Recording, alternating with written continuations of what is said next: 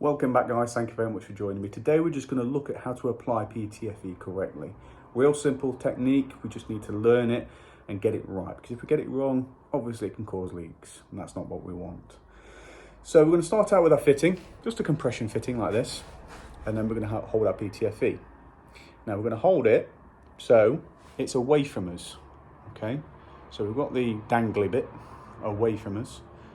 We've got our fitting, and as you're looking at the fitting, you're going to hold it with your thumb and you're going to apply it clockwise to the fitting, okay? And we're going to overlap and get tighter and tighter, okay? The reason we do it this way is because when you apply another fitting to it, or a nut or whatever it may be, you're going to tighten it with the PTFE thread. So it's going to make it tighter as you tighten the nut, okay? So if we do it the other way, let's say we've got it back like this and we go the opposite way. So if we go this way, okay, anti-clockwise, what's going to happen? What do you think is going to happen? When we go to put this on, it's going to loosen the PTFE. As you can see there, it's pulling it away. So that's going to cause a leak. So we need to go with the thread. So now we've had a look at how to wrap PTFE correctly, let's have a look at some repairs, because I come to some of these and I see people have had a go, which is great, and I really condone it, but they're not doing it quite right. What they tend to do is,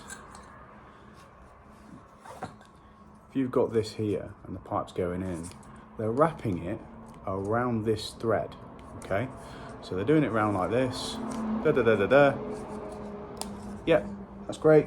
Off they go, that's going to solve the leak, that's going to stop it. And they're putting this into there. Now what do you think's wrong? Here's the olive. You need to get it this side of the olive. So we need to wrap this PTFE around this part of the olive, okay?